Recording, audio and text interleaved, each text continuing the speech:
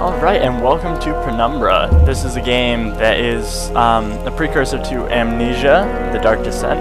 It's made by the same people. In my opinion, it's not as scary, and I'm going to go ahead and skip the intro for you guys. This is just going to be a little walkthrough video because there are very many puzzles in here that stumped me for a little bit. I really like these games though, so I don't blame any of you for playing them, and if you have to look through a walkthrough, I won't blame you for that either, because I can totally agree with you there that some points in this game are absolutely ridiculous. Anyways, you wake up in a nice musty room. You look around everywhere. First, you're going to want to go to the lockers and pick up the coin. You are not rich, you are not anything else, but you have a coin. And then O tells us to get out. We don't really care about him. You need to grab the glow stick before you leave, and then there's nothing in the third shelf. Then you can go ahead and pull this shelf out in the back corner, and when you right click a ventilation cover, these screws are too tight. So of course they wouldn't put this in here if you didn't need it, so you go ahead and you throw the coin in and go ahead and rotate until you see that little spark that you just sort of saw right there.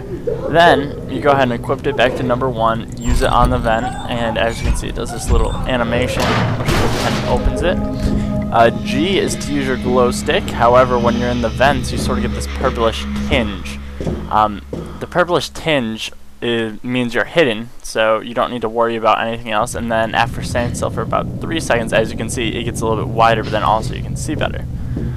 So here we are in the ventilation shafts, and as you can see, there is our buddy. What is that? We'll get to him later. It sort of flips you back, and that's the only real time that you actually have one of those flip backs, so you don't need to be too worried about it.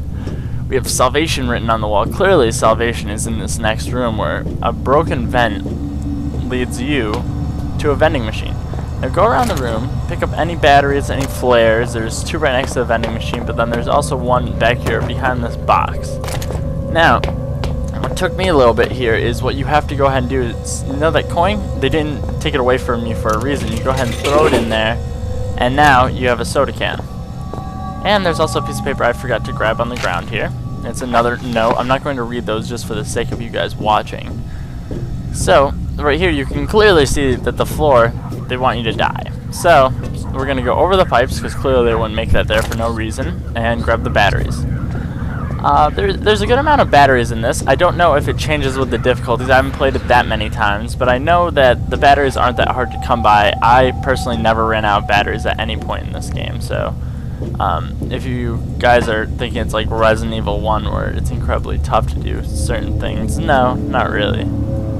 Alright, so hopefully I put this down right. You walk across it, and here you go, and you are now to the freezer where there's a pipe. I think that stuff is cool enough to kill me. Anytime that you run into something important, it goes ahead and say, I jotted down a note.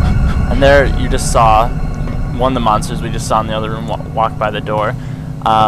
Originally when I played, I threw a bunch of boxes and stuff right in front of the door, so I'll pretend like I'm doing that. You got some pigs, or at least what I think are pigs. Little disgusting, but whatever. You have ketchup bottles. The bottles are breakable in this game. If you guys want some entertainment, you just can throw them. But what you're supposed to do is you're supposed to take that can you got and use it on the thermostat, which I guess the can is frozen, so it's bringing the thermostat down. Jump back in the vent, and it is no longer spitting out that dust. Oh, there's a nice little blood. And then we get out into this room. We find a dead body and Darren Gray. Chef Carlito is waiting a little for memo you in the going mess out. hall. It's not important. Insert It's today's just recorded. specials here. A happy worker so that's Neil is an Oswald. efficient worker. And a lot of the puzzles are only even as efficient simple as this. workers will be fed. You just go ahead. If I can make it simple. Okay, I'm not going to make it simple, I suppose. Oh, it's because I'm jumping at the pipe. Okay, there we go. And you just jump on top of them, and you jump over. If you want, these are explosives, but you can go ahead and turn the trigger interface off if you want. I don't believe we run into this one again, so I'll leave it be. Oh. So, one of those guys was outside that we saw earlier, and then today's is to keep the unpure out. A very good memo. If you press the button, it says only trusted blood will get through. And I guess it's saying that I'm not trusted, which that's okay, because we'll get trusted. Just go ahead and move all of this stuff out. And no worries on the laser beams over here. They only react if you run to them. I haven't gotten any of the infected or anything else to run to them, but if you throw stuff on them, you won't explode and die. So that's always a benefit. And then pull this on myself and go through the door. So now we're out in the hallway, and I'll go ahead and save this part for part 2.